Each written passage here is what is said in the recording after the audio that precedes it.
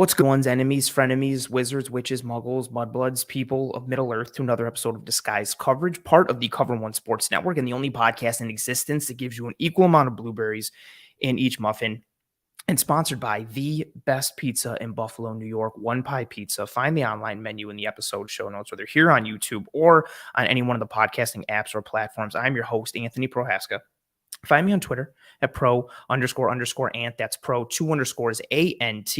In tonight's episode, we are going to dive into some very important free agent and positional markets in relation to the Buffalo Bills. We are a week away from free agency, the tampering period, and then the official start midweek of next week. And we started to see a little bit of activity today and yesterday in terms of franchise tags coming down or not coming down for some players, and some news with Derek Carr, some news with Lamar Jackson.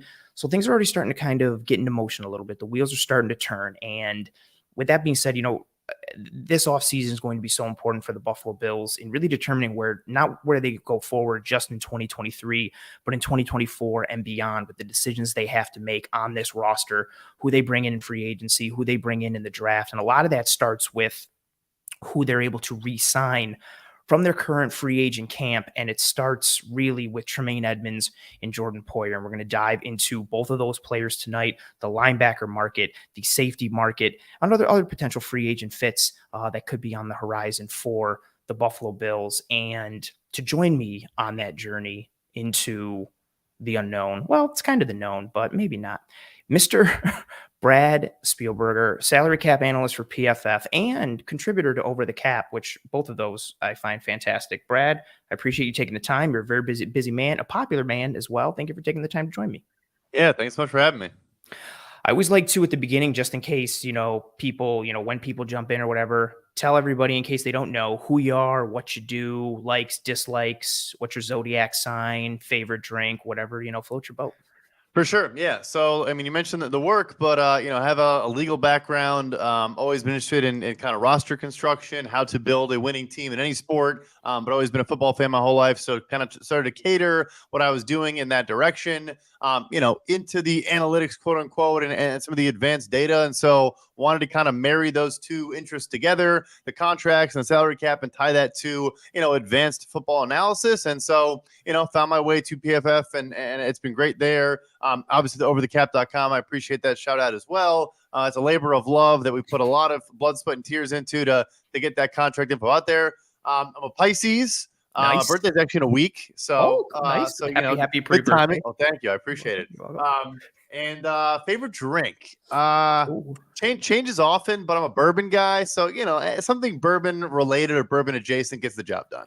Very nice. I always use those examples as just like whatever questions. You're the first person to ever actually answer them. So this is like I took it very literally. Yeah. I like it. This is a very watershed moment for me. Like, it kind of took me aback. As soon as you were like, I'm a Pisces, I was like, he's answering the questions. Like, it just made me stop.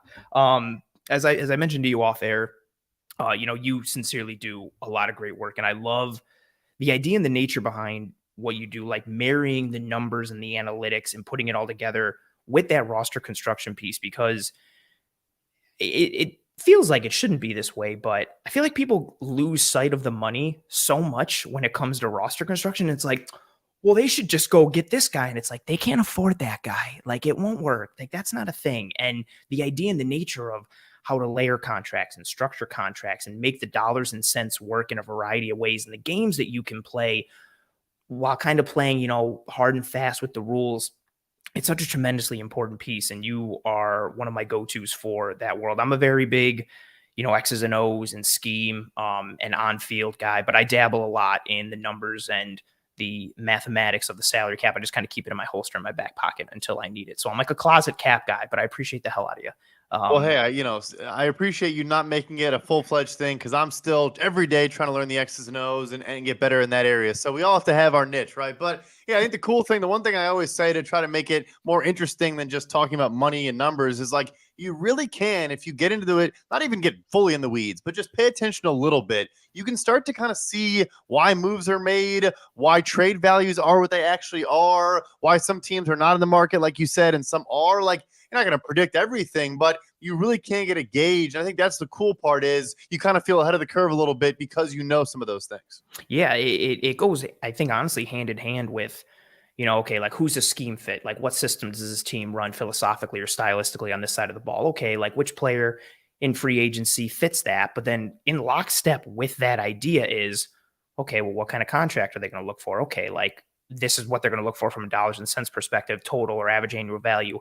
How can we finagle that based on what we already have? Like they go hand in hand. It's not just about the on the field piece. It's about how you can make the math work and how you can make the numbers work. And again, your work is tremendously important to football fans in general and content creators like myself. So I'm very excited to have you on the show, or I could be lying and just making it all up and secretly I hate you, but Cool. We'll never know. Yeah, it's cool. I mean, Your birthday's, you're here either way. Your birthday's coming up in a week. I've already reeled you in. Doesn't matter. Like, so let's journey on.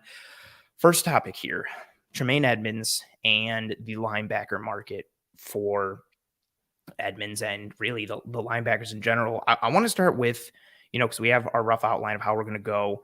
And to lead into kind of this first point, we saw the Chicago Bears, a team that, no disrespect, is kind of bereft of talent, trade away arguably their best player in Roquan Smith during this past season. So a team that needs pieces and needs good players trades away arguably their best player. Now, again, maybe that's because he didn't want to stay there, or the Bears believe money was best spent elsewhere, or some other individual variable that led to them, operating specifically in that current process of where they are as a franchise. And granted, again, the Ravens ended up making him the highest paid linebacker in a multitude of areas. But if Roquan Smith was, I don't know, like an edge or an offensive tackle or one of the quote unquote like premium positions, one could surmise or venture a guess that that situation may not have played out the same. And what we've seen recently is, off-ball linebacker contracts starting to creep up in average annual value to that of premium positions. So again, Roquan Smith reset the market. He's got a $20 million average annual value. Trent Williams and David Bakhtiari are at the highest for offensive tackles. They have $23 million average annual value a year. He would be the fourth highest among AAV, or in AAV amongst tackles. Edge is a bit different. Watt is at the top at 28. Bosa right behind him at 27th, but Roquan would still be the eighth highest in terms of average annual value amongst edges.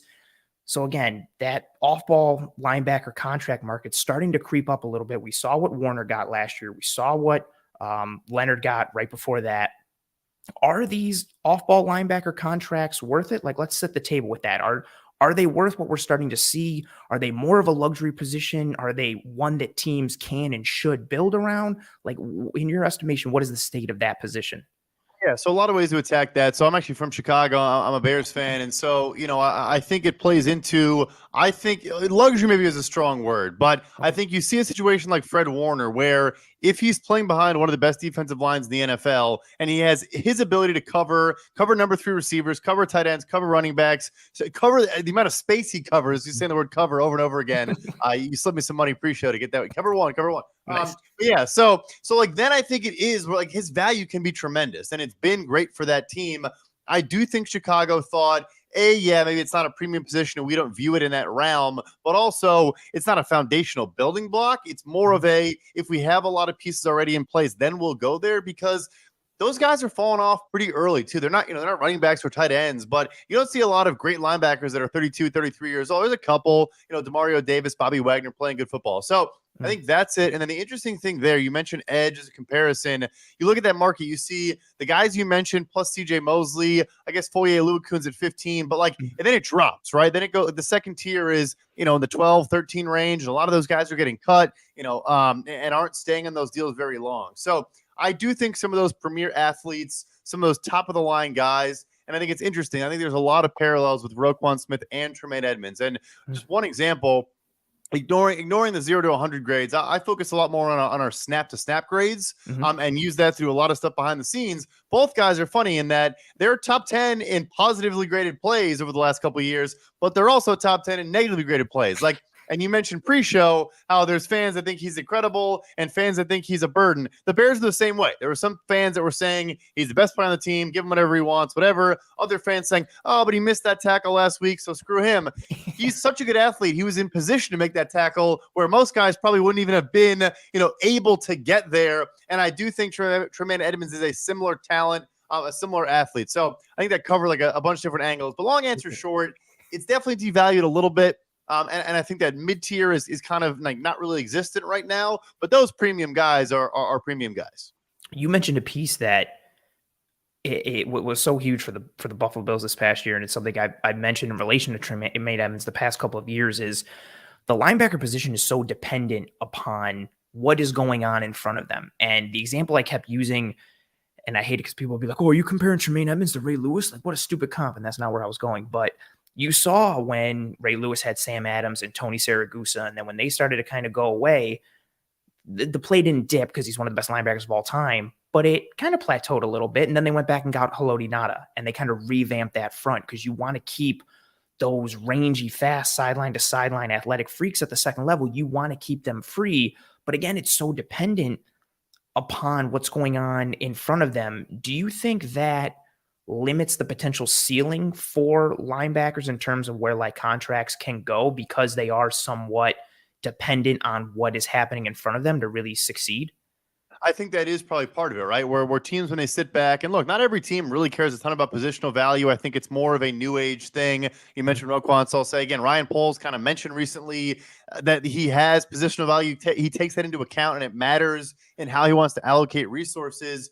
I think it's interesting because it goes both ways for me. So yes, if they don't have good guys in front of them, maybe it impacts their play. So you view them as a dependent player. But now, with teams getting lighter and lighter on the interior in a lot of cases, if you don't have a guy that can stack and shed and that can play through blocks and do a lot of things, then maybe there's more value with all these undersized defensive tackles. The flip side, though, a lot of teams don't want those guys. They want 230-pound linebackers that can cover and can deal with the stress of a lot of too high safety looks now. So they have more responsibilities down in the box because there's less guys in the box to help them out. So it's a fascinating position, right? Because it's so valuable if you're a force multiplier there. But I think it's also like if you're not, then it can look ugly pretty quickly.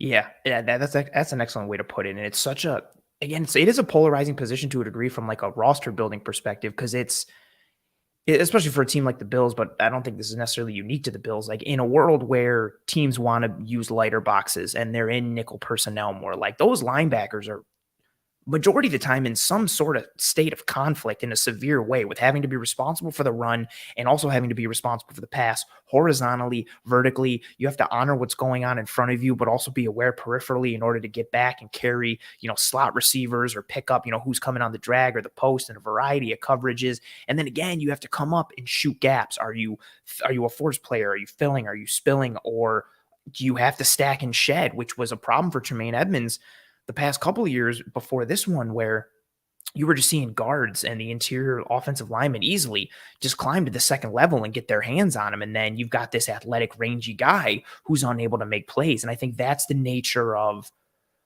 his juxtaposing play came for a lot of fans, because be like, well, this guy can't get off a block and can't make a play. And it's like, yeah, but also not a lot of linebackers can nowadays. Like, you don't want them to. You got these smaller linebackers who are built to roam and cover and shoot gaps. They're not built like the Levon Kirklands of the world, where they're supposed to take on guards and blow them up and shed them and make a play in the hole. Like, the nature has changed a little bit. And Roquan is a bit in that mold. He's obviously smaller than Tremaine Edmunds from a frame standpoint, but good coverage guy, very mobile. His deal was phenomenal for him from the Baltimore Ravens. $20 million in average annual value, which was the highest AAV. It also had the most total value for a linebacker contract, the highest signing bonus for a linebacker contract, the most guaranteed at signing for a linebacker contract. Do you see that contract? And again, I think this is in relation to Tremaine Edmunds. Do you see that Roquan deal setting the ceiling potentially for the linebacker market, or will these contracts continue to kind of one up each other, as we have seen in other positions where it's like, oh, okay, Timmy got 20. Okay, the next guy's going to get 21 and then 22 and so on and so forth. Yeah, so for the most part, that is what's going to happen, right? Is that as time goes on, eventually you're going to get surpassed. It's not the league saying we think he's better than. Oftentimes, it's just, hey, the salary cap keeps going up. The next, like you said, the next Timmy on the that comes down the line is going to get a big deal. What's interesting to me is, I think Tremaine Edmunds is going to get very close. I don't think he's ultimately going to pass him. I think it's going to be very, very close, though, and we'll get into that in a little bit. But you look at the recent first-round picks that could stress it. I don't think Devin White is held in super high regard right now. Kenneth Murray, Patrick Queen. I'm probably forgetting someone, but like those recent early draft, and it doesn't have to be a first round pick, but just kind of the guys that come to mind, like they're not going to pass him. So I think he might hold on to it for one or two more off seasons, which is interesting because that is often not the case. But eventually, yeah, someone will come up and pass him. But yeah, I'm sure we'll get into that now. Tremaine's going to come pretty darn close, it sounds like. That's the number really that everyone's focusing on. Like, where does he come in relation to the linebackers at the top? Because you mentioned it. If we're just looking at it from an AAV standpoint, Roquan's at the top with 20.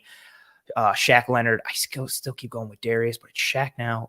He's second at 19.7. Fred Warner is third at 19.045. And then you start to see that drop. Then it's Mosley at 17, Aluakon at 15, Deion Jones was at 14.25, Shaq Thompson at 13.5. There is a significant difference between that top tier in terms of pay with Roquan and Leonard and Warner versus kind of everyone else. And enter Tremaine Edmunds, who can do so many unicorn and alien-like things on the field with his size and his frame, his ability to carry, like a guy like Mecole Hardman, who's one of the fastest players in the NFL. Tremaine Edmunds can carry him like on a post up the field, and his ability to athletically function and close down on seemingly any route that comes into the interior of the field. And his coverage numbers continue to get better, and he had a really good 2022 per PFF. Amongst the 80 off-ball linebackers with at least 20% of coverage snaps in 2022, Edmunds had the 5th lowest reception percentage allowed. He was tied for the 7th lowest yards per reception. He was first in pass breakups. He had the 5th lowest quarterback rating allowed when targeted. If PFF grades are your thing, he was the number 1 graded coverage linebacker for PFF. And then also from a DVOA perspective, Edmunds is often patrolling that middle from a coverage standpoint. You know, he's been a deterrent for so many years, but more splash plays this past year. As he's gotten better, the Bills' defensive grades from a DVOA perspective on the interior in the middle, like in pass coverage, has gone up each year. They were 21st in 2019, 13th in 2020, first in 2021, second in 2022. As he has gotten better, this defense has continued to get better. He does have some areas that, you know, he will struggle in from time to time, but on the whole, he's still young. He's still a very good linebacker who is only 24 right now. He'll be 25 when the season starts.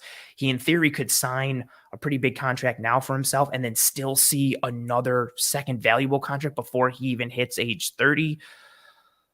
Whew.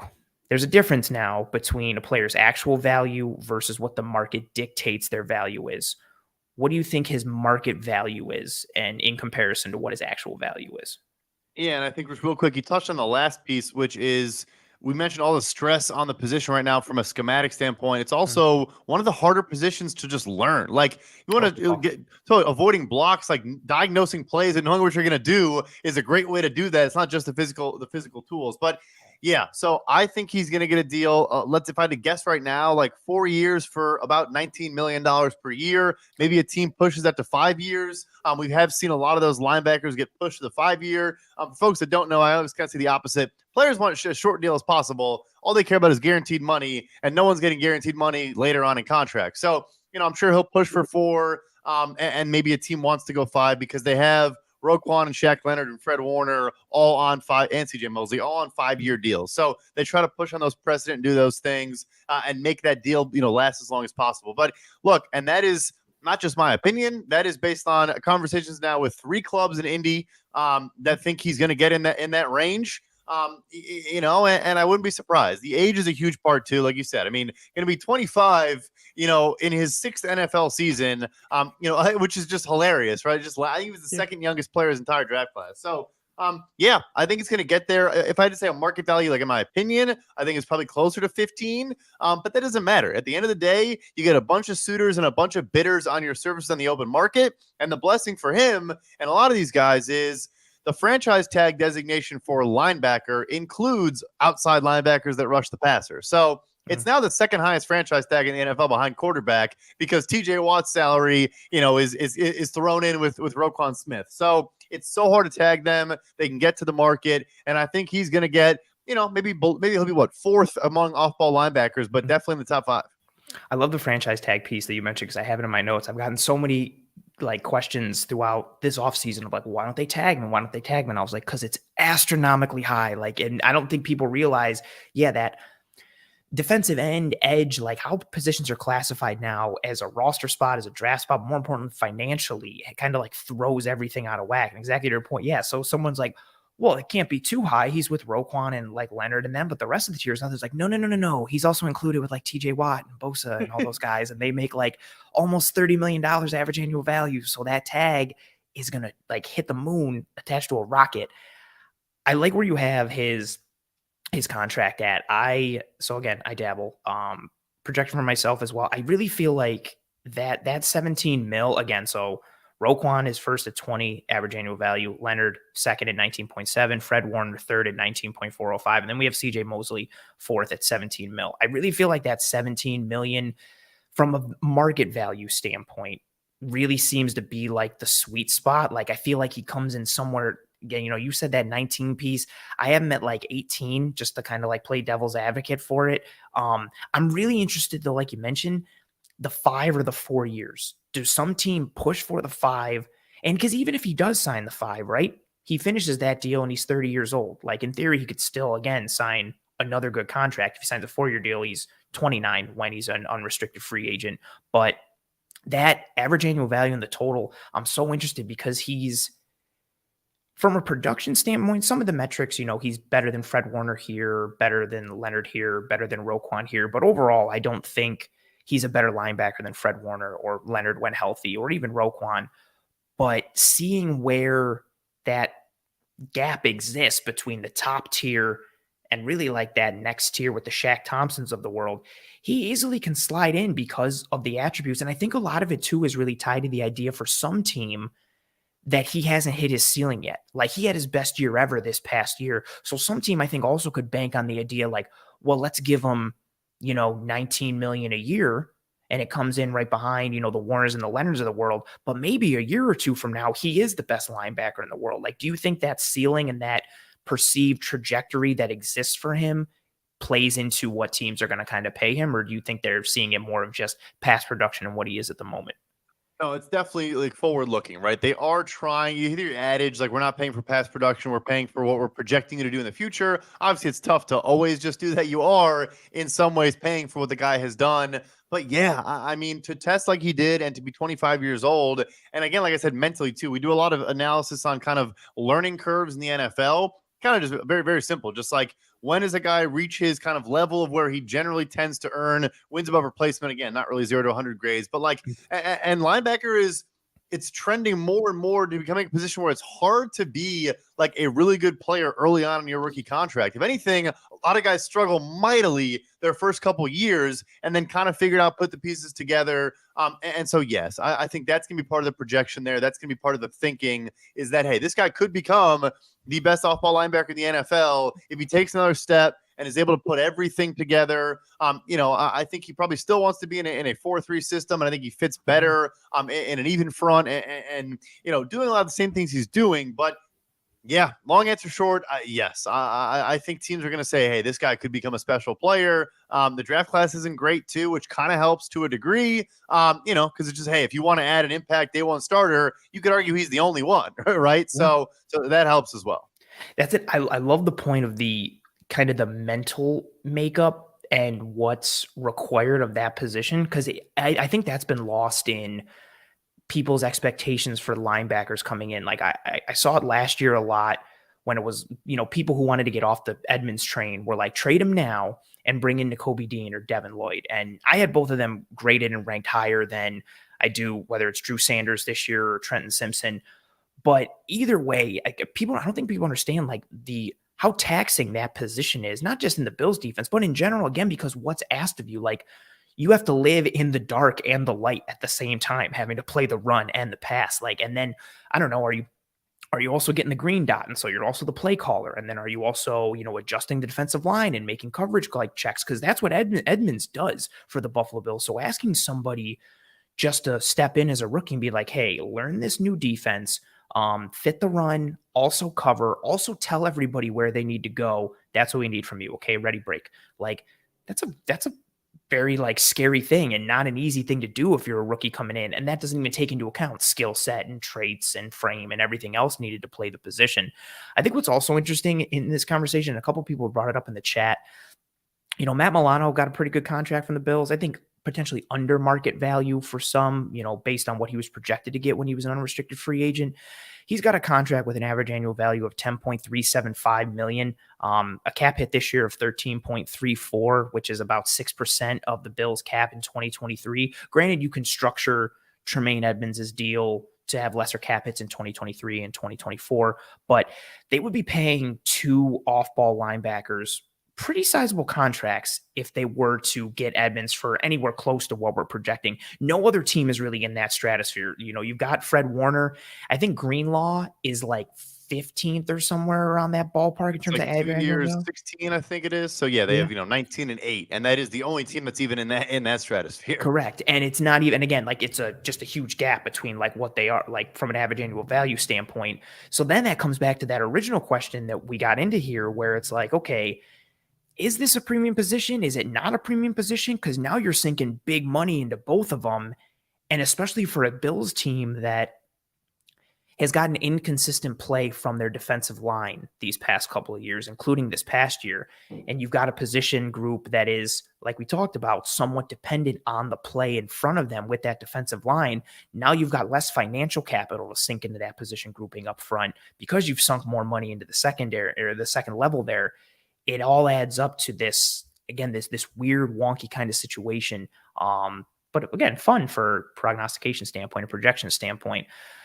Oh, last point here for Mr. Edmunds. So we talked about the contract projection. What you think at the end of the day, where do you think he ends up? If I had to guess, I would just go with Houston. I think you have D'Amico Ryans coming to the team, wants to maybe have, like you said, a guy that can get everyone in the right spot, a young secondary, a young defensive line, kind of a young team overall. But yeah, I mean, again, like we're talking about San Francisco and they value that position. I think he would bring him in and say, hey, you are the field general. You wear the green dot, do all those things, and I'll beef up the interior in front of you and help you do your job to the best of your ability. But yeah, I don't know. I love that match and that fit between those two guys. From a football perspective, I think that's absolutely beautiful. Like you've got a former NFL linebacker, one of the best defensive coordinators in the game, who was one of the most sought after young coaches, for a head coaching candidacy.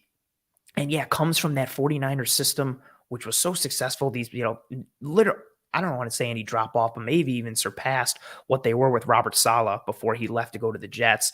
And then, yeah, you've got his ability. Everybody that D'Amico Ryans touched in that linebacker group, whether it was Warner or Greenlaw or even Al-Shaair, like they all just play like velociraptors and are so good. So now you're Tremaine Edmunds. You're going to go to this guy who, granted, is the head coach of a team that needs some help from a talent perspective, but who's had tremendous success, played the position, knows how to coach the position and lead that position, has had tremendous success. Like from a Tremaine Edmunds standpoint, I'd be like, okay, like that's appealing. And then also like you have a bunch of money, so you're probably going to throw a bunch of that money at me. That's kind of intriguing. And then also, no disrespect to anyone else, but like, I don't know, the AFC South is not great. So maybe if if you have a good offseason for the Texans, maybe you're looking at next year, you're competing for an AFC South title because who knows what's happening with Tennessee. The Jags are on the rise. Who knows what happens with the Colts? Like a lot of intriguing pieces there. And when you put that article out, I read that and I was like, as a Bills fan, I was like, oh, that sucks because that's a really good fit. But as a football guy, I was like, oh, that's a really good fit. Like that. Right. Yeah. So it's a tough piece. Let's move on to the next, Jordan Poyer and the safety market. So a little peek behind the curtain. Before I asked you to join me on the show, I had DM'd you. We were involved in a conversation on Twitter regarding Chauncey Gardner-Johnson and the money that he was going to get. And so I DM'd you and was like, hey, I saw this comment. Here's my thoughts on his contract. You and I went back and forth and it was pretty cool. And then I was like, hey, you're a cool guy. Come on my show. And you were like, sweet, let's do it. But we started talking about the nature of the safety market. Let's start there, because it's somewhat on the rise with what we've seen Derwin James and Minka Fitzpatrick get these past couple of years with their contract. Derwin James is sitting at a 19.1 average annual value. Minka is second at 18.4. But then it really starts to dip. Like you've got Jamal Adams at 17.645, who's third, and then Harrison Smith at 16. So it's not a ton of value from an average annual value standpoint. But let's talk about the nature of the safety market, especially with how teams view them, because it's weird, like with responsibilities that safeties have. Some are more pure safety. Some are more like a Chauncey Gardner-Johnson, who is like a deep safety, but also a box guy and a slot guy, and like all these kind of weird variables that muddy the waters for cap projection. Talk about the nature of the safety market and where it is and how kind of Jordan Poyer fits into it. Yeah, so first, again, it's actually similar to linebacker where those top tier guys are kind of in an echelon of their own, and then the mid market hasn't done great. There are more deals there, but I think one thing you touched on is big, and it complicates my job. Obviously, this is again why I go work for a company like PFF, and I can dive into alignment data and all those things. The deep third free safety guys that kind of just do that don't really get the contracts at the level of a Minka and a Derwin and a guy like a Chauncey Gardner-Johnson that, like you said, is a Swiss Army knife. You can put him everywhere. When Avonte Maddox gets hurt, you play him in the slot. You trust him in the box. Of course, he can play deep if you want to, has good ball skills, all those things. So, can play zone, can play man, can really do a lot of what you ask him to do. And that's where the top deals are generally coming.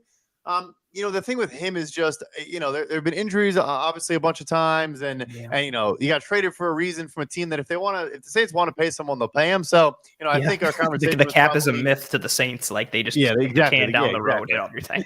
Exactly. So, always a tell when when another team moves on, I'm like, yeah, they moved on. When the Saints move on, I'm like, oh, okay. Yeah, that's a red flag. Why are they moving on? What's going on? Like exactly. So anyway, Poyer, it's interesting because you mentioned Harrison Smith, who for my money may have signed the greatest contract of the last decade for the player. I'm not exactly sure how a 32-year-old safety got a top of market deal. Yeah, well, love the guy. We interned there for a year, but the GM is no longer there. I think, that deal may have played something of a role. Sorry, Rick, I love you. But anyway, so, Poyer's a really, really good player. Obviously been remarkably durable. I know he missed some time this year, but I want to say played over 1,000 snaps 5 years in a row before then. Again, a versatile guy. He's shown with Micah Hyde they can't play too high. They can rotate or just be in a single high alignment and do a lot of different things. I have him getting around $8 million a year on a shorter term deal, like a 2-year deal. I think it could push to 9 or 10. I think it could go down to 6. Just depending on the market flushes out, you never really know. But I get why he was trying to get that extension before the year. I think he earned it. I think it made sense that he knew, like, hey, I'm playing good ball, and you're not going to be playing forever. And maybe, these 1,000 snaps a year catch up to me. And unfortunately, to a degree, they did. But yeah, so I find him in that mid-market. I think he's probably more likely could return of the two guys just because of value. But yeah, end of the day, I think he's an important player, a leader on the defense, and should get a solid mid-tier deal. That's the way it always works, right? Like you want that contract and you're like, you know what? Okay, I can't get it. Like, let me go out and play on this current deal. And then you get hurt, like literally I don't want to say the worst possible thing because he could have had more severe injuries or something along those lines of that nature. But of course, he gets hurt in the year where he's trying to play for that other contract. And then he played banged up. Like, I don't know if you saw the pictures after he hurt his elbow. Like, he had like a tennis ball in his elbow, like couldn't straighten it. And then they played with the brace. Like, he just gutted it out tremendously.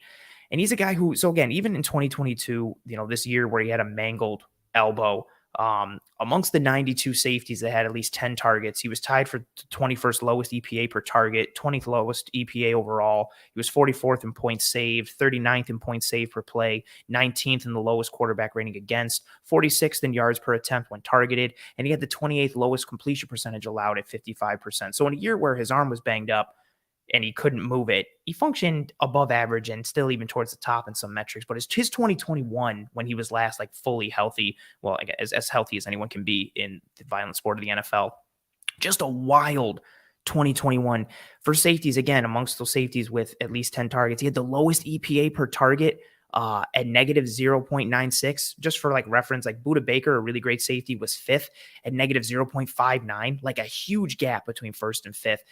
He also had the second lowest total EPA. He was first in points saved. He was seventh in points saved per play. He had the lowest quarterback rating against at 7.6. The second lowest was at 18.4. He had the second lowest yards per attempt when targeted at 3.3. He had the fourth lowest completion percentage allowed at 37.5. You talked about the scheme versatility, the interchangeability. Like, I really feel like he and Micah Hyde as a duo in the Bills defense started to kind of be at the forefront of that movement of, free safety and strong safety isn't a thing anymore. It's just safety and safety. And they can both play split high. They can both play, split coverages, post safety, single high, come down in the box, fit the run, cover in the slot, the hook curls, the flats, buzz, like anything and everything that's asked of them, like they could function in. But he is coming off that injury. And he also comes into a market from a free agent perspective where there's some other good safeties that are coming into free agency this year. You've got Jesse Bates, depending on how you feel about Taylor Rapp. You've also got Von Bell. You've got Chauncey Gardner-Johnson. You've got Juan Thornhill. John Johnson was just released by the Cleveland Browns. You've got Julian Love from the Giants, depending on how, people feel about him. Where do you see him stacking up against the rest of the free agent safeties this offseason? Where do you think he falls in terms of the combination of on-field play, cost, and value? Yeah, it's funny. I guess it's the inverse of Edmunds, where I honestly think he's the third best, free agent behind probably Jesse Bates and Chauncey Gardner-Johnson. Like, I think he's in that maybe a tier just below those guys. I am a big fan of Julian Love. I think Von Bell's a good player. I think Thornhill and Rapp, I think they're solid. Like, I'm not overly blown away. Yeah, like a tier below. And then also, I'm always infatuated by these guys that are like hybrids, like a Donovan Wilson who just wants to knock your head off on every snap. Yeah. So I did an episode last week so I do this show and I also do another show, a film room show for the channel. And we were picking like different free agent targets. And my safety target to replace Jordan Poyer was Donovan Wilson. Like, I always thought of him as this thumper box safety, but when I watched the tape, like, he was much better in coverage than I knew. And he could function in like almost everything. His anticipation, the way he jumps routes. Like, sorry, I just lit up as soon as you said Donovan. I've watched so much tape of him the last 2 weeks, and I've just become like really infatuated with his play. You make me feel smart because when we get to at the end, guys I think could be Bills targets, he was going to be one of my answers. So we're on the same page there. Yeah, and he can rush the passer too. He can do everything. So yeah. So now we're going to go on a whole tangent about Donovan Wilson. But yeah, right. I think he is in that category. But again, all the guys we just talked about are 26, 27 years old, and Poyer is like 32. So I think that does play into it to a degree. Like you said, battled through the injuries, and that stuff does matter. Teams know those things, inside and outside the building. They know which guys are willing to gut it out and be there for the team. And I think you mentioned all the, the advanced data and the coverage data and all that. I mean, look, the secondary this year there were issues, right? Hyde missed a ton of time. Obviously, the corners, were kind of rotating corners and had a lot of injuries there. I think even, I'm blanking on his name, my guy. Well, even when, they did get their best guys back, they were not really playing to the caliber that I think you expect from them. So I think he's in that mid-tier market, but I also think the intangibles and the leadership and all those things matter a ton, and it sounds like he's one of those guys. He was a core piece of the fabric of like I think it was kind of used like in a hokey way at first with like the culture of the Bills with Sean McDermott and Brandon Beam, but it became a real viable piece. And like free agents were talking about, I knew it was really real when Emmanuel Sanders came in and just started talking about it immediately in terms of like this is a dude who has been to Super Bowls and has a lot of hardware and a successful track record. And he came in and just was talking about like how impressed he was with the culture. And Poyer was one of those guys, like his on-field play and execution and leadership on the field, but also what he did for the organization and the team off the field. I think that's such a huge piece as well. Like, you bring a guy like that into a team, your culture just like gets a boost. And I think that's a really, maybe again, it's talked about a little more now, but I think it's not still taken as seriously as it needs to be. Like, team culture is tremendously important for those teams that consistently win and have success.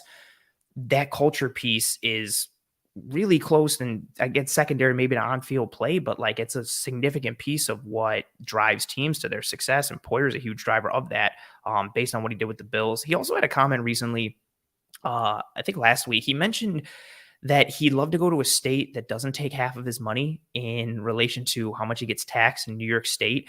I think that's also a thing that fans don't really like think about. How much do you think things like that impact where a player signs? Do you think it comes into play where if a guy is stuck between two teams and it's like, well, I could go to, I'm just making it up, but like, oh, I could go to the Giants or I could go to the Dolphins. And it's like, well, I'm going to get taxed like crazy in New York, so I'm going to go to Miami. Like, do you think that plays like a real piece for players? It does. Florida and Texas have a bit of a leg up in that they, can kind of tell teams, hey, like, yeah, we might be offering you a little bit less than these teams, but I would say the state income tax, and then B, probably real estate to a degree. I mean, Miami's Miami, but you probably could, be a little bit outside the city and probably find a big old piece of property for way cheaper than anything you're going to get in the New York. I guess Buffalo, you could probably do pretty well, but the No, New it's Jersey wild. I teams. was trying to buy a Oh, house really? last year in Buffalo. It's insane. It's not same Okay, thing. there Like you I go. moved back. I lived in New York for 9 years and moved back to Buffalo and was like, oh, it's gonna be easy. And it was hell. There you go. Well, that's good to know. So yeah, so it does matter. But at the end of the day, like, I think the counter to that is, well, first you mentioned the culture piece, but also, I mean, Bills fans, I think do get this, but building the new facility and getting a first-rate training team in there and taking care of all those things has made a massive difference. Like, players want to go there because they're taken care of and they know they can trust the building and trust everyone in the building, not just the football guys. But yeah, so the counter, though, is also if you're in New York or California, you say, well, yeah, but you also can make more money in marketing and sponsorships and having a big market and having a rabid fan base like the Bills, which is probably one of the most fun fan bases to play for. And you guys, Andy Dalton gets $20,000 donations from you crazy fans. Like, that stuff matters too. But yeah, it does. The state income tax stuff does matter a little bit here and there. You'll hear about decisions that happen where a guy, kind of leans one way because that was a factor. All right. We'll wrap up here with Jordan Poyer. Last question for you. You mentioned his contract projection a little bit. Let's hit some finality to it. Contract projection for Jordan Poyer, and where do you think he signs? Yeah, I'm gonna go with 2 years, 16 million. And I wouldn't be shocked by a little reunion with Joe Shane in New York. I mentioned Julian Love. Maybe if they can't bring him back, you pair him with Xavier McKinney. They have some good young guys there, but I think could add a little bit more. And so look, I mean, Julian Love, I think is a priority for them and could return. But if not, you go the veteran route, pair him with a lot of younger DBs. I think it makes a lot of sense. Yeah, put him in that Wink Martindale defense where you never know like who's doing what on any given play, and you take a safety who can fit the run, can blitz, can function in a variety of coverages, and you just add to the disguise ability or the disguise coverage ability. I should have just plugged the show. I don't know why I didn't do that. Of what you can do pre-snap to just confuse quarterbacks. I think that's and again, yeah, the familiarity with Shane and Brian Dable and just that culture that it seemed like they really just like took the culture from Buffalo and almost the same blueprint of what the Bills did in 2017 and just moved it to New York.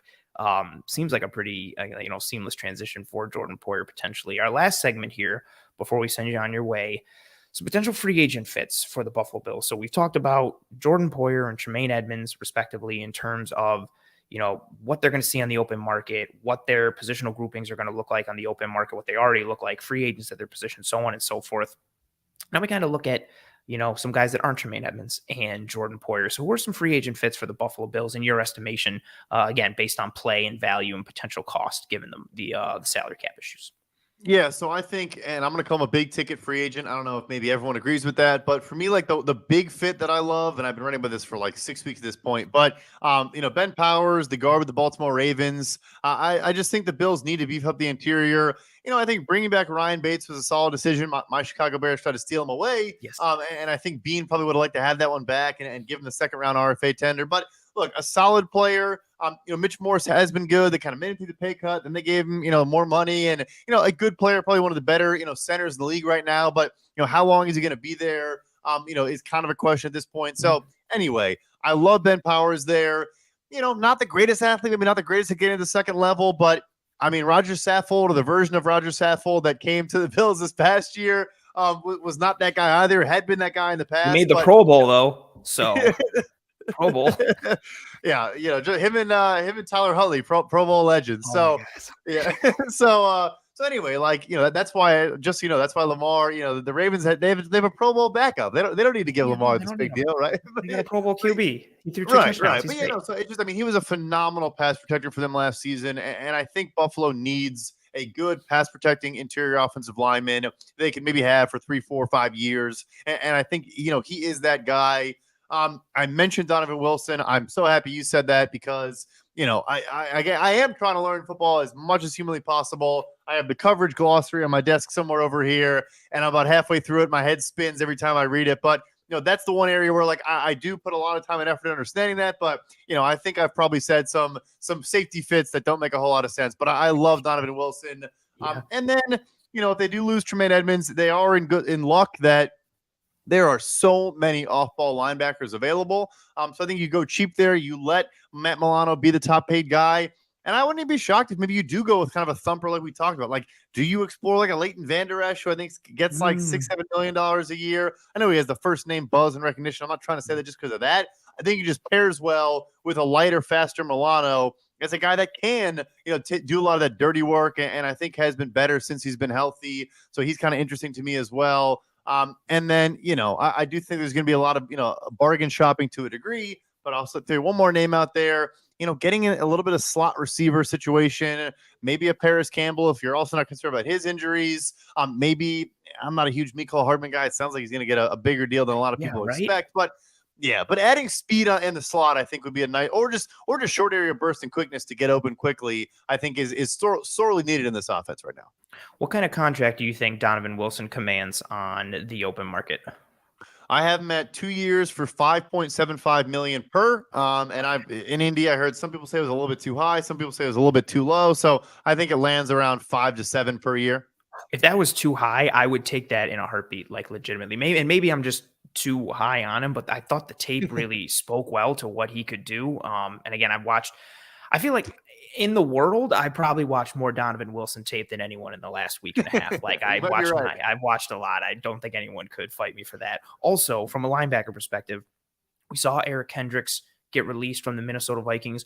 What do you think potentially from a cost evaluation or projection, Levante David, Eric Kendricks, I guess Bobby Wagner's in that category as well, but I think he's better coming forward than he is from a coverage perspective at this point. And I think if the Bills were to fit one of those guys to replace Edmunds on a 1 or 2 year deal, ideally more of a one, it would be more David or Kendricks. What do you think those linebackers command on the open market? Do you think it's a 2 or 3 year deal? Do you think they're 1 year rentals with like a high, like kind of 10, 11 or 9 average annual value? Like, what are your thoughts for those veteran proven guys who are, well, Kendricks is younger than David, but kind of like long in the tooth, I'll say, to kind of put it nicely.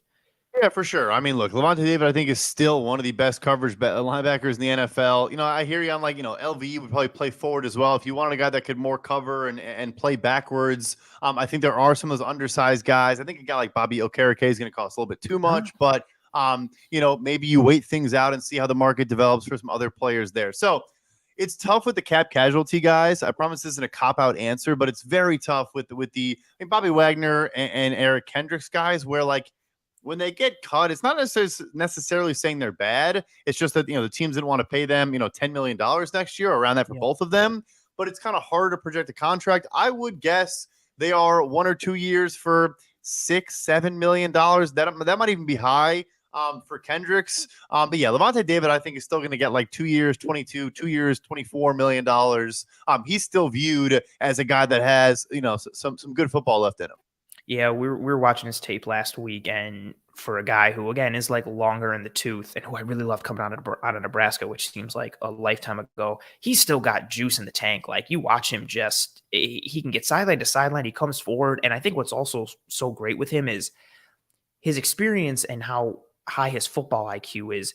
He's one of those guys that, like a pitcher who doesn't have his 98 mile an hour fastball anymore. So he's only throwing like 93, 94, but he's still winning because he can pitch. Like, he has secondary pitches and he knows when to throw them. Levante David is so smart. Like, his anticipation, his ability to read the play and collect from the route distribution. Like, he may not be as fast or as mobile or agile as he used to be, but because he's able to play so fast mentally and process accurately and efficiently, he's able to almost still be in a relatively same position as he was when he was more athletic in his younger years. So those are, I love the guys that you mentioned. I watched 4 games of Ben Powers tape over the weekend in potential preparation just for, the guard market isn't great with, you got him and Dalton Reisner, David Edwards, Omalu from Philly. But that's definitely obviously like you need, you mentioned poor Roger Saffold. He had a bit of a year for the Buffalo Bills, and that left guard spot was rough for the Buffalo Bills. But What was not rough was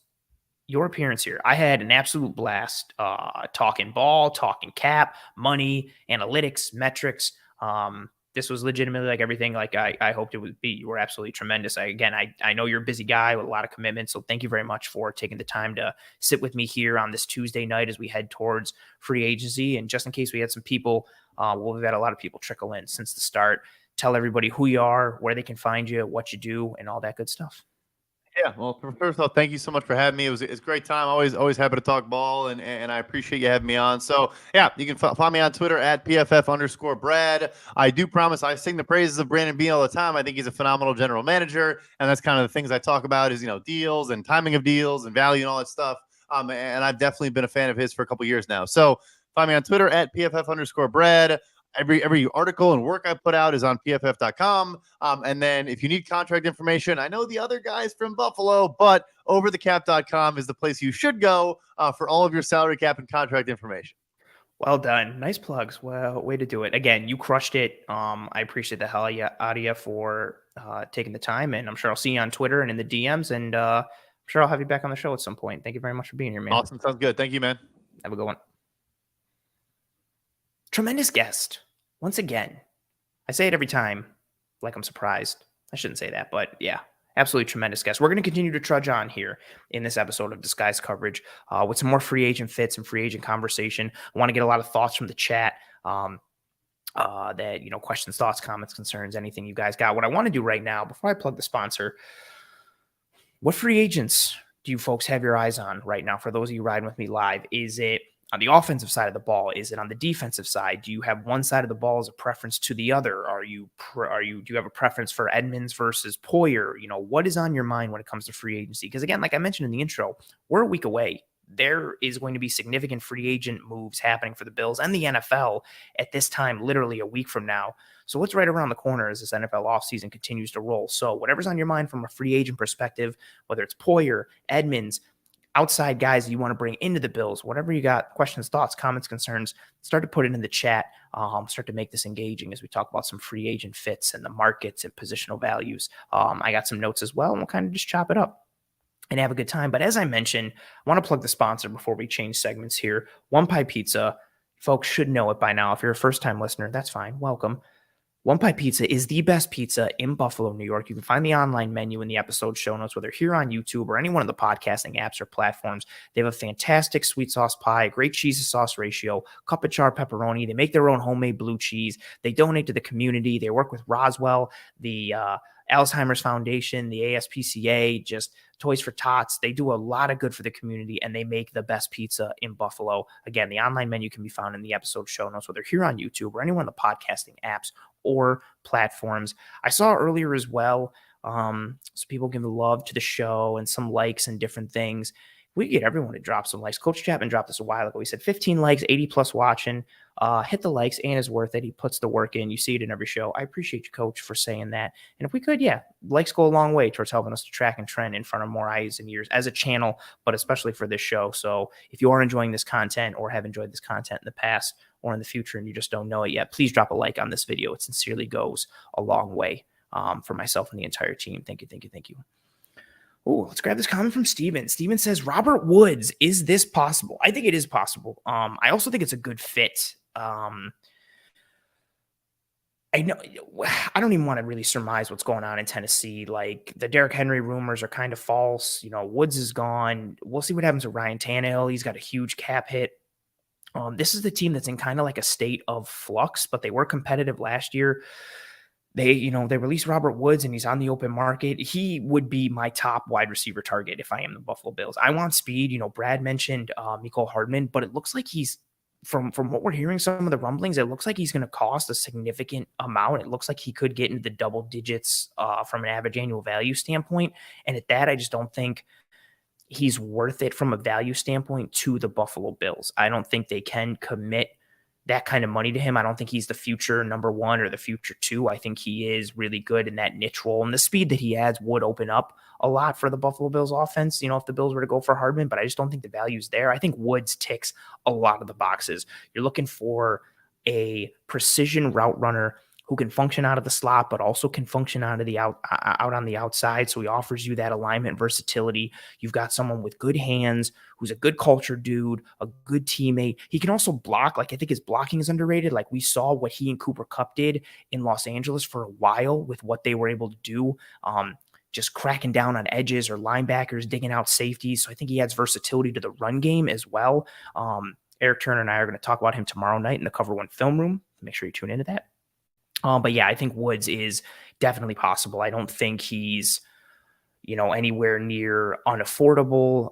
Maybe he still has, some, fondness for playing in Buffalo. But from a needs perspective and an X's and O's perspective, I think he definitely fits. And I don't think the contract isn't manageable. I think he's someone that could, again, fit.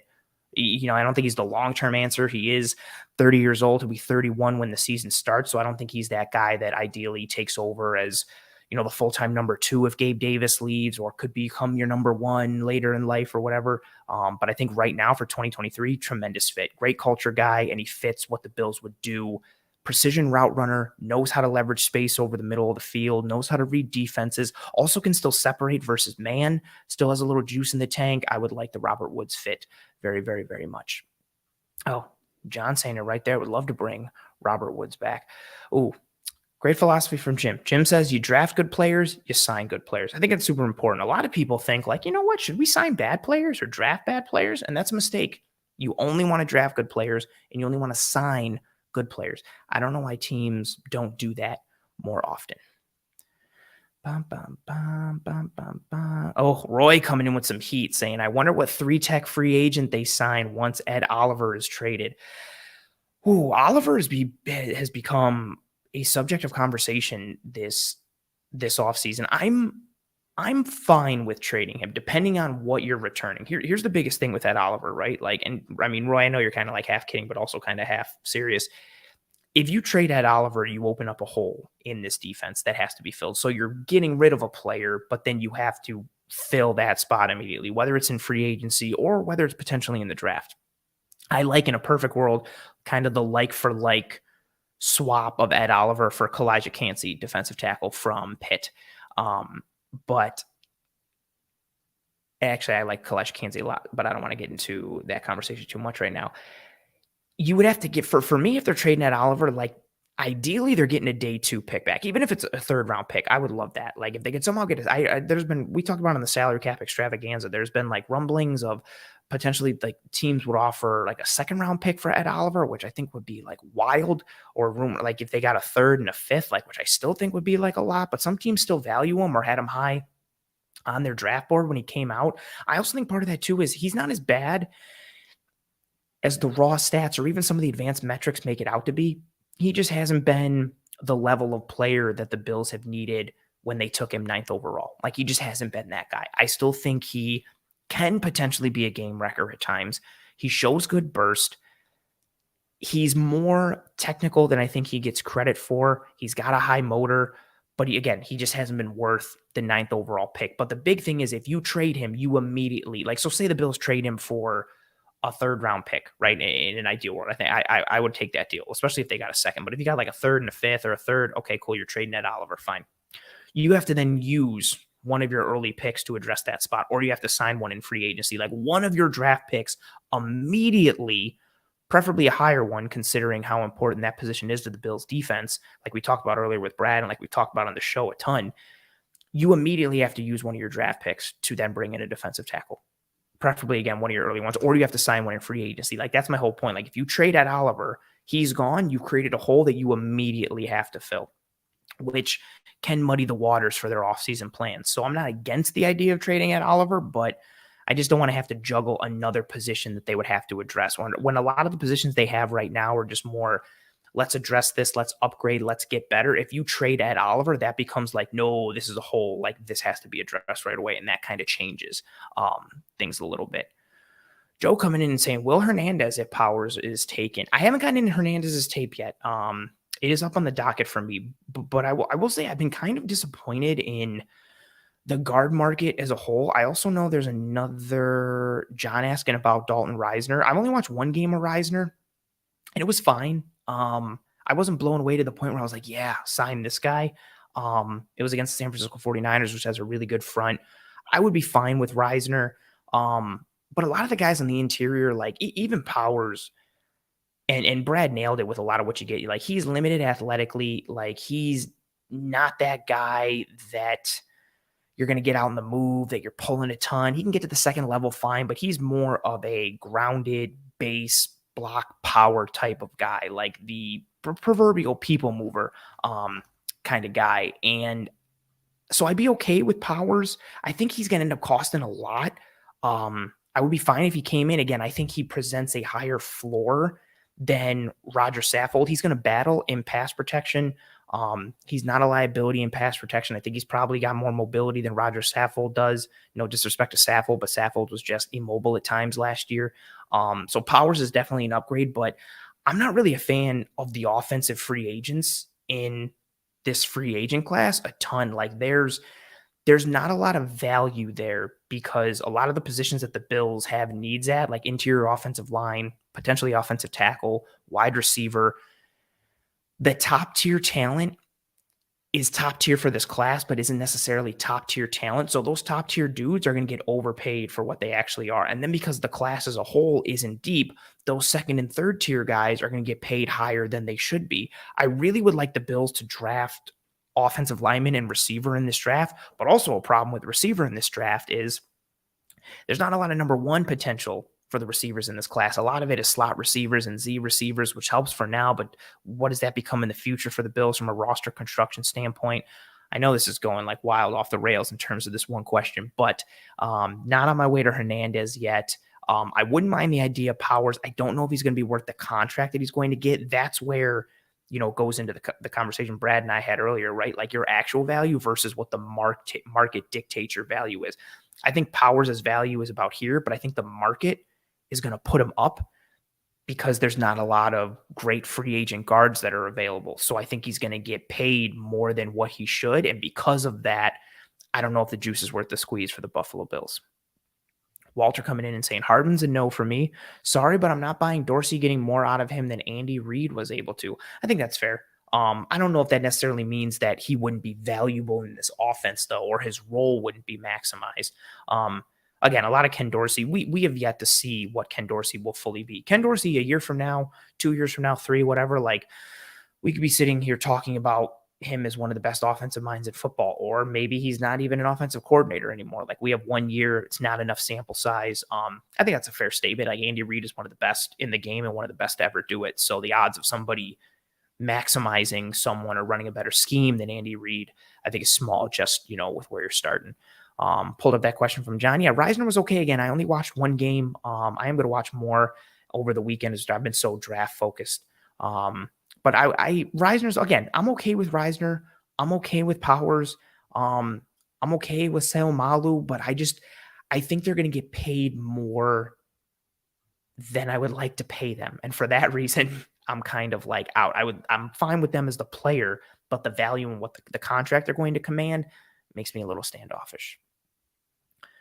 Justin says, how much money do we have to realistically spend in free agency? It depends. We had the salary cap extravaganza show a couple weeks ago here on the network, and we cleared around, I think we ended up getting to around 50 million in cap space. That's with the Bills being like 16 million in the hole, or under the cap, or over the cap, I should say, right now. There's a lot of opportunities. If you can finagle with Josh Allen's contract, Deion Dawkins, Matt Milano, like there's some cuts you can make. There's extensions you can make with Daquan Jones. Like, there's a lot of games you can potentially play.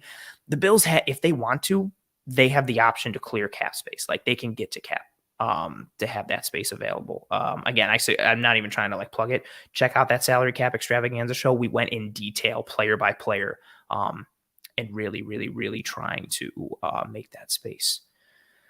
Sal coming in saying Bill's probably buying a decent offensive line and drafting a few weapons and a few defensive guys. I think that's fair. Like, I recognize a general statement, but I really want to see them draft offensive line.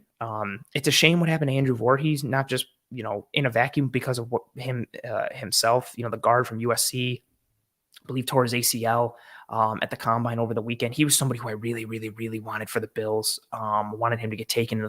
Ideally, I've initially had him as like a 4th round guy, but then after the tape and the rave reviews, like I started creeping him up, and I would have been fine with them taking him on day 2.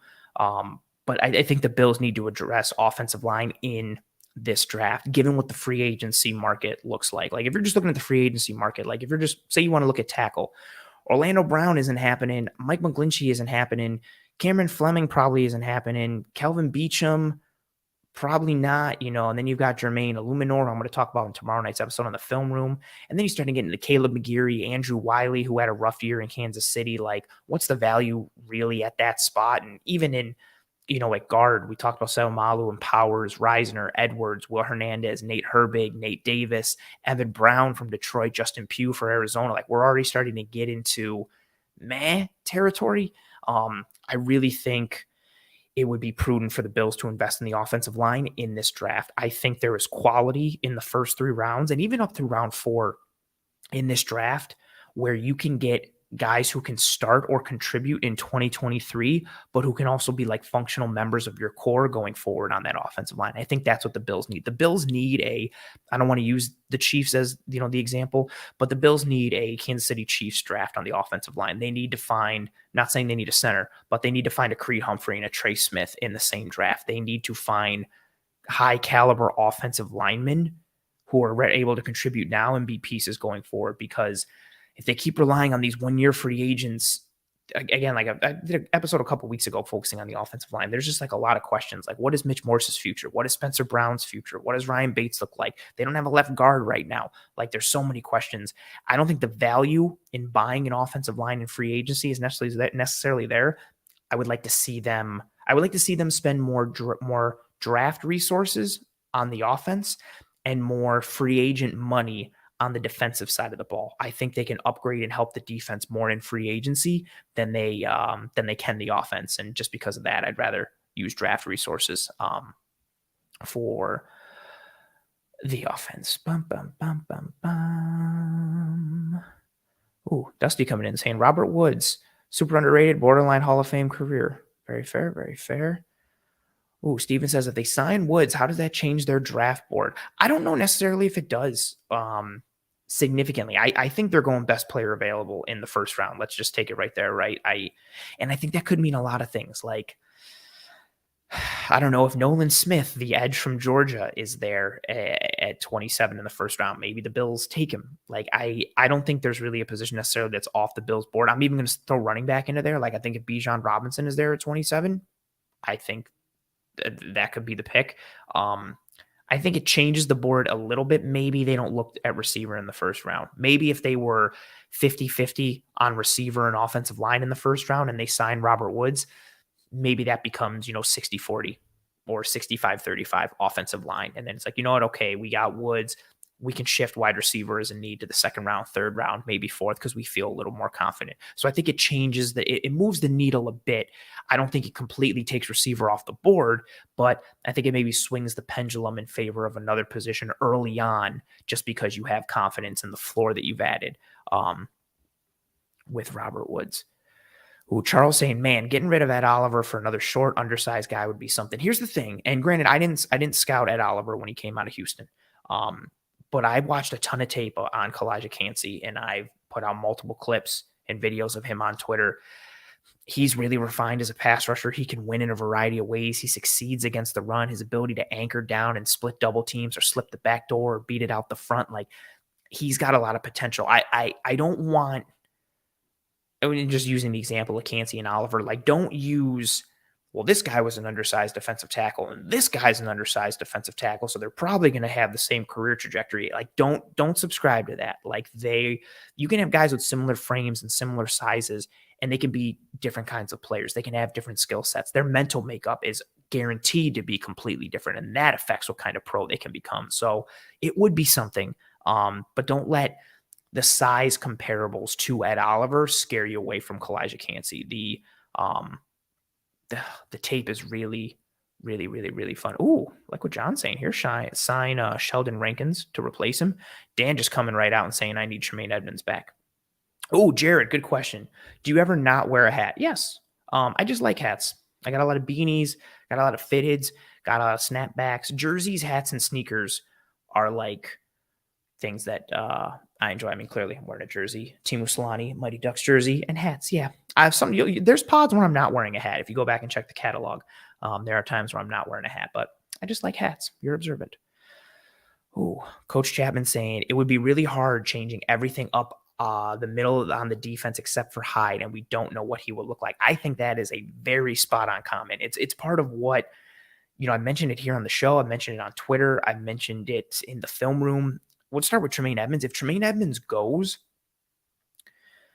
ideally the Bills sign Levante David. After that, I would take Eric Kendricks. That kind of mitigates the loss of the skill set of Tremaine Edmunds. But if Tremaine Edmunds goes, realistically, the nature of that position in terms of what's asked of it and the role that position is, I think has to change. Like Tremaine Edmunds does so much. And again, I don't want to keep beating this drum, but what he does in coverage because of his skill set and his frame allows this defense to play the coverages that they play, to operate in the way that they play. It's the reason they've been so successful from a pass defense standpoint, at least in the regular season, and in the middle as a whole. Like, I think the nature of the defense changes if Tremaine Edmunds leaves, let alone if Edmunds leaves and Poyer leaves. I think that's a good call on Hyde. Like, I think the assumption is like Hyde comes back and he's back to his old self, but what if he's not? What if he's not the same kind of player? I think that's a fair question to ask. And then if you add, Ed Oliver leaves, or they get rid of Ed Oliver, maybe it's an upgrade, but again, it's another question mark, which is part of the reason that I'm not a huge fan of trading Ed Oliver. I would welcome it if I knew what the Bills were getting in return. But again, it is another question mark on the interior. Ooh, Coach Chapman coming in with some heat saying, I don't understand the people with the Hernandez love. Totally not a fan. Again, haven't watched the tape yet. I don't remember him being great from his Giants days, but you never know. Always like to learn or see recent tape. Ooh, Elisher coming through and saying, wouldn't mind nose tackle Andrew Billings would be a good backup nose tackle behind Jones. I love a good space eater on the interior, especially if you have athletic, free-flowing linebackers at the second level like Tremaine Edmunds and Matt Milano. So I would be fine with that. Oh, coach coming in saying Dorsey will learn and adjust from his first season. Not too many guys just step in as a great OC in their first year as an OC. I also want to mention with Ken Dorsey, like I've been vocal starting really in October about the struggles of Dorsey and this Bills offense, but I think I've also been like pretty equal in how successful they were. Like I know a lot of people don't want to hear it, but the Bills offense went up in a lot of efficiency metrics and advanced metrics this year under Ken Dorsey versus what they were the previous year under Brian Daboll. And I feel like also a lot of people forget the struggles that Brian Daboll had in 2021. There was that stretch, again, really starting with that Jags game where the Bills offense was stuck in the mud and not even stuck in neutral. Like they were in reverse and people were calling for Brian Daboll's head. But the last game of the year always determines what the offseason mindset is. And the Bills offense had a great performance statistically against the Kansas City Chiefs a couple of years ago. And so the thought was, oh my God, Brian Daboll's amazing. And then you come here and the Bills offense had a horrible game against the Cincinnati Bengals. So the thought is Ken Dorsey's terrible. It's never that. It's always gray. It's never binary. It's not as simple as the black and white. I am interested to see what Ken Dorsey does, but I think there's a lot to like. I think there's also a lot to potentially be concerned about. But again, as you said, and I said earlier, it's one season. Like the sample size isn't there. If Ken Dorsey had an amazing season this past year, that's not necessarily indicative of what he's going to be. If he had the worst season ever, that's not indicative of what he was going to be. We have to see the appropriate amount of sample size. It was literally his first season ever as offensive coordinator. That's not enough to kind of make concrete judgment on who he's going to be or what he's going to be. Oh, and then Roy coming in too, saying after the first 2 weeks last season, some in the chat were afraid Dorsey would get a head coaching job. Like that pendulum swings, like the football gods giveth and the football gods taketh away. Ooh, Joe coming in saying, what are your thoughts on the connection between Adam Henry and OBJ? Do you think the Bills check in on OBJ at all? So Adam Henry, for those who don't know, Bills' new wide receiver coach has connections to Odell and Jarvis Landry from their days in LSU. I don't think the Bills would bring in a coach just because they have a connection to a player they may potentially want, but I think there is some smoke there, and I am of the belief of where there's smoke, there's fire. I don't think it guarantees it, but listen, we know the Bills were serious suitors for Odell this past season. We know they brought him to Buffalo and wined him and dined him. Maybe they didn't like his medical makeup. Maybe they didn't like something else. Maybe it was the video on the airplane coming off after. But again, nobody ended up signing him, whether it was off the field stuff or whether it was, some of the knee things. He kind of came out and said there were those reports, whether it was from Odell's camp or Odell himself, or just kind of the buzz around that, he wasn't really looking to contribute in 2022. It was more of a 2023 and beyond. I do think the Bills check in on Odell again. Again, they were serious suitors this past season in 2022. I think it's fair to assume that they would continue to be interested in Odell, and then bringing in a wide receivers coach with that connection to him. Again, I think that increases the odds of them being interested. It probably also increases the odds of them potentially signing him. I don't think it guarantees it, but I think they're definitely doing their due diligence on Odell Beckham. Bum, bum, bum, bum, bum, bum, bum. Charles saying, "Oh my God, if Bijan falls to 27, yeah, I would like him. I would like him a lot." Oh, I want to know. Where's the finish of this statement from Billy? Billy says, "Draft the linebacker from." Oh, there it is, from the Hawkeyes. Jack Campbell, linebacker, Iowa. He had a really good combine, better than I think a lot of people thought. I know his combine numbers were good. He's not the coverage linebacker you want to fill Tremaine Edmunds' role. I think he's very good coming forward. He's good at shooting gaps and reading the play in front of him. He's good at stacking and shedding. He's more of a callback to like the old school kind of 90s and early 2000s linebackers that were more of thumpers. Like, he's not a liability in coverage, but it's not his strong suit. He is good against the run, but I don't like it from a fit perspective in this Bills defense, because despite the numbers, when you watch the tape, there are times when he gets left in the dust and looks like he's just kind of moving in quicksand a little bit. I do like his tape, and I like what he does coming forward. He's also a high character guy, good leader. But from a coverage standpoint, I think you'd have to make significant adjustments to the Bills defense, and they brought him in. But some of his tape is really fun. Oh, and Sal said the same thing. Should try by hook or crook to get Jack Campbell. I think another smaller version of the Watts brothers. Again, similar to kind of what Billy said. And then Billy came through and said, yeah, he is good in the box. He's a good run defender. I just don't know, again, the bind that it puts you in from a coverage standpoint. But maybe that's not the worst thing in the world. I already think if Tremaine Edmunds leaves, you have to make adjustments. So, kind of maybe lean into those adjustments further. He's got some good tape. He's just also got some in space against speedier backs just coming forward, but then also, again, that coverage piece. He's not lost. He's smart. He can process. He can robot. He's got his head on a swivel. He knows how to pick up routes. He knows how to process and read what's going on in front of him. But he's not the coverage linebacker that Tremaine Edmunds is. But again, I don't necessarily think that's a knock against Jack Campbell. I don't think a lot of guys are the linebackers in terms of coverage that Tremaine Edmunds is from a range standpoint, a processing standpoint, a size and a frame and athleticism standpoint. There's literally probably 3 or 4 other linebackers that can function just like Tremaine Edmunds, if that. Again, just like, I'm using that like relatively, but yeah, it's tough. I'm going back to a whole bunch of comments. I'm just seeing different ones and kind of clicking them. Joe says, last one from me. No, you don't have to stop, Joe. Continue forever. Joe says, last one from me, but would you rather sign a veteran running back to a cheap contract or draft a rookie running back that has team control for multiple years on a cheaper deal? Usually I swing towards the free agency standpoint. I prefer the known quantity. Even the best prospects. The first draft I ever paid attention to when I was little was that Ryan Leaf, Peyton Manning draft. And all I remember was, it doesn't matter who goes number 1. Like, Ryan Leaf and Peyton Manning are both going to be amazing. It doesn't matter which one you take. And we saw what happened with Peyton Manning, and we saw what happened with Ryan Leaf. Like, there's no guarantees, even for the most blue chip, sure thing prospect. So usually I gravitate towards the veteran running back community, or I would gravitate towards the veteran running back community in this instance. But I really, really, really, really, really like a lot of rookie running backs in this class. And I think a lot of them present a high floor. I would rather draft a rookie running back. Again, I don't think it's the number 1 or 2 or 3 or 4 need, but if Bijan's there at 27, I'm taking Bijan. Also, again, if Bijan's there, that makes me think a lot of the other players that I would want at 27 are gone. But you've got Bijan Robinson, you've got Zach Charbonnet, you've got Jahmyr Gibbs, I like Tyjae Spears. I don't like the fit, because I think he's a different kind of runner than James Cook, but I think that's a little too much, like for like in that backfield. I really like Muhammad Ibrahim, or Ibrahim, depending on how you pronounce it, from Minnesota in later rounds, or even got guys like Evan Hull. Like, there's a lot of depth to this running back group. Devin Achane from Texas A&M, who's an absolute burner.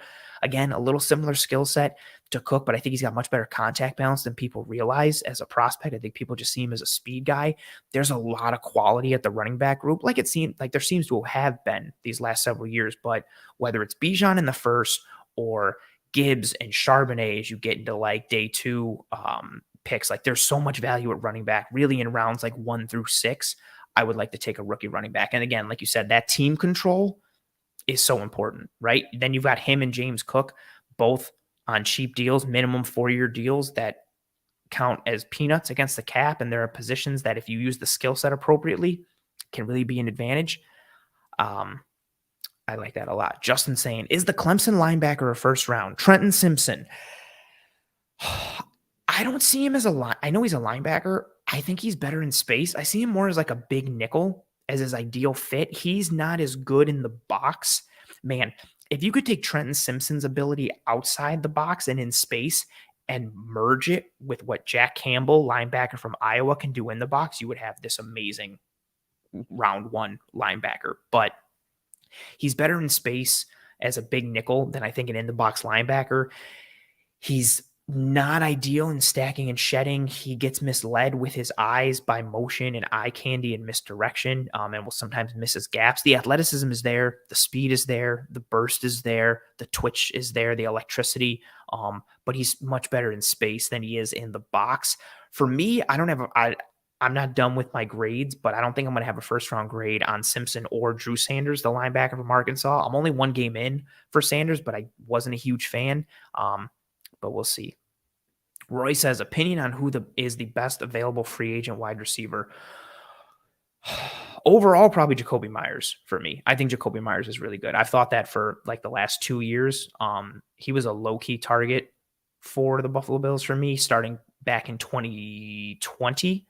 I should say 2021. But alas, he had another good year, and it seems like he's about to get paid, so he is out of the Bills' range. He would be my wide receiver 1. I like some of the things that DJ Chark does, and I know he's annoying as hell, but Juju isn't bad as either, but Jacoby Myers would be the best free agent wide receiver overall, and then for a scheme fit for the Bills. I think it's the same answer. Walter says, if we don't draft Cook last year, in my opinion, Gibbs seems like a player we'd consider getting. I would still take Jahmyr Gibbs, even though the Bills have James Cook. His skill set, even though it is a bit redundant with Cook's, I just think you've got so much electricity and juice in the backfield, and now you've got 2 running backs that can run routes and come out of the backfield and do a variety of things. Like, I would not be opposed to the Bills taking Jahmyr Gibbs. Again, I know it's a like-for-like skill set. I'd have no problem with the Bills taking Gibbs, even though it's redundant, but I really like Jahmyr Gibbs, so maybe I'm biased. Bum, bum, bum, bum, bum. Oh, Tristan coming in saying Avila has a good flex position value. He's talking about Steve Avila, guard from TCU. I'm torn on Avila. He's got really good feet and good mobility. He doesn't latch and drive a lot for me in the tape that I saw, and had some struggles against Georgia that concerned me a bit. I'm literally pulling up my scouting report on him now. Inconsistent in his pad level, tremendous communicator though, displays very good awareness, both pre-snap and post-snap, communicates everything. Post-snap is one of those guys who's calling everything out and, working in conjunction with the center and the quarterback. But yeah, doesn't maintain his blocks in the run all the way through. He makes contact, but the defender often gets free. He has a tendency to get wrenched back. Hand placement is an issue for me, but that can be improved. But again, athletic, good movement, mobility, and feet in his tape. Doesn't often get crossed up, isn't slow, isn't choppy, or I shouldn't say isn't like stuck in the mud or quicksand with his feet. Avila is an interesting one for the Buffalo Bills. Again, my ideal one still at this time right now, I want to see Darnell Wright, tackle from Tennessee, at 27. I said it after the Senior Bowl. I'm going to continue to say it now. Justin, this is a mean joke. Justin says, guys, Cody Ford is a free agent. That's mean. That's mean. That's mean. That's mean. Oh, Buffalo home. This is a really good question. Should the Bills extend Micah Hyde for more money or no? I think you honestly got to see how he looks coming back from this neck injury. Like, I think he should be fine. Again, the idea that it was a possibility that if the Bills made the AFC Championship game, he would play is tremendously concerning for what he's going to be, or what he could be in this year, I think you really gotta. I mean, I usually play it safer when it comes to these types of things. I think you got to see what Micah Hyde looks like coming back from that neck. I think he'll be fine, but I don't think you can extend him now. He's going into age 30, his age 32 season, early 30s, like starting to kind of hit a little longer in the tooth from a year's perspective and snaps perspective. I got to see what he looks like coming back from this neck injury. I would like to extend him. Again, I would like to bring Poyer back. But we'll see what happens from that perspective. Some of the names that I really like in terms of free agent fits, brought a lot up from the chat, questions from the chat. Brad, when he was on earlier, gave some fits for the Bills. I'm going to keep continuing to bang this drum for CJ Gardner-Johnson. I'm interested to see what kind of deal he gets. Brad and I talked in the DMs, and Brad mentioned it a little bit here. Does he get paid like a true safety, or does he get paid more like a Swiss Army knife safety slot box defender type of guy, based on what you can do with him? Like, does that increase his value, and by how much? I'm thinking he potentially gets around the Buda Baker deal, which is like 4 years, $59 million, average annual value of 14.75. He's 25 years old. He can play single high safety, split field, slot, box, man, zone. He can match coverage. He can blitz. He fits the run. He adds pop and juice and bite to the lineup. He's somebody that I would spend a little more on because of his skill set and his fit. And I think what he allows this Bills defense to do from an improvement standpoint and a philosophical and stylistic shift standpoint, but then also like the age, like you're getting him at his 25-year-old season. So Chauncey Gardner-Johnson is a big one for me. Brad mentioned it, and I mentioned it as well. Donovan Wilson, also safety from the Dallas Cowboys. I love what Brad had him pegged at potentially, and some of the rumblings that he's heard after speaking with some teams at the NFL Combine. The idea that his deal would be around like 2 years, $5.75 million per, or $6 million per, I would really take that. Somebody who last year 441 snaps in the box, 426 snaps deep, 126 in the slot. Again, I just saw him as a physical, aggressive thumper when I knew of him. And then I watched the tape and saw how sound he was in split safety looks, both cover 2 and cover 4, zone and match coverages. His ability to read the play, anticipate jump routes, take good angles. He can function in the hook curls and the flats. His ability to make adjustments on the fly by reading the play out. And then how willing he is to fit the run. He adds bite. He adds juice. He can be a bit aggressive, too aggressive at times, resulting in missed tackles, especially coming from depth. And, he does have limitations. Like there's the tape against the Niners where he's in press man against George Kittle, and he struggles a bit. But, I mean, what safety is successful going into the slot to play press man against George Kittle? Like, show me that footage. I'd love to see it.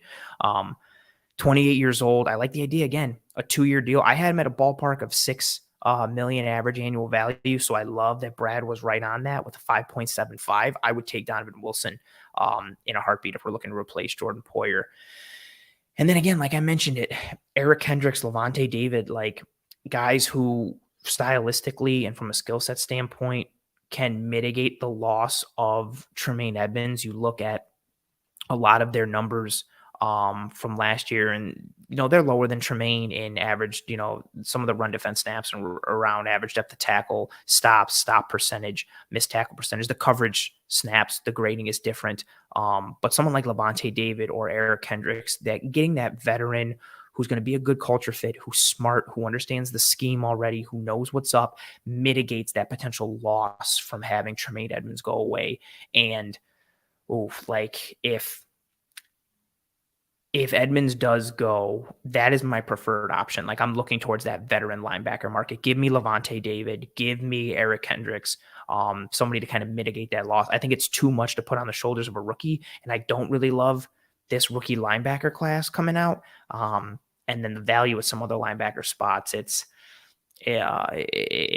can get a little rough. Justin saying, assuming they cost the same, would you sign Edmunds or Gardner-Johnson? I really love Gardner-Johnson. I would say Tremaine Edmunds, just because of the known quantity and the known fit already. Plus, I know if I sign Tremaine Edmunds, I can get Donovan Wilson on the deal, and I would rather have Tremaine Edmunds, because this is how I'm seeing it. I'd rather have Tremaine Edmunds and Donovan Wilson than Gardner-Johnson. And if you get Gardner-Johnson, you're not also getting Levante David or Eric Kendricks, potentially Kendricks, but you're getting Gardner-Johnson and some cheap linebacker, I would rather have Tremaine Edmunds and Donovan Wilson than Gardner Johnson and some cheap linebacker. That's how I'm viewing it.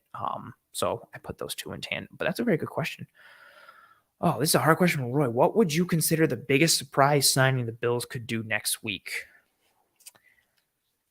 Ooh, not including Edmunds or Poyer, because I think it would be somewhat of a surprise if they got both of them. I think that would be the biggest surprise. I'm gonna say making a splash at safety. Like I think if they sign CJ Gardner Johnson, I think that would be, or like Jesse Bates, I think that would be the biggest surprise signing. If they spent anywhere near, and I'm not saying like those are like the fits, or that's what I think is gonna happen, but if they spent significant money at a position where they're losing somebody, I think that would be the biggest surprise signing. Like before Edmonds signs, if they signed Levante David, or before Poyer signs, they signed CJ Gardner Johnson, or they signed like Jesse Bates, like some big splash signing. And it was like, oh, like I think that would, again, I'm defining it as surprise. I do think they're going to try and bring them both back. I think Poyer's on his way out though. I don't expect Jordan Poyer to come back. I think Edmonds has a good chance. It's just going to depend on the market value and how much some team pays him. Again, like Brad mentioned, I think you could see some team throw like $19 million per season at him, which would be a real lot. Like I like Tremaine Edmunds. I don't think he's worth that much. I don't think he should be in the Fred Warner, Shaq Leonard tier of pay from an average annual value standpoint. As much as I like Edmunds and as much as I think he's very valuable to this Bills defense, I don't think he should command that money. But again, the market dictates what a player's value is. So we're going to see what happens. It's going to be very interesting as we start to roll forward.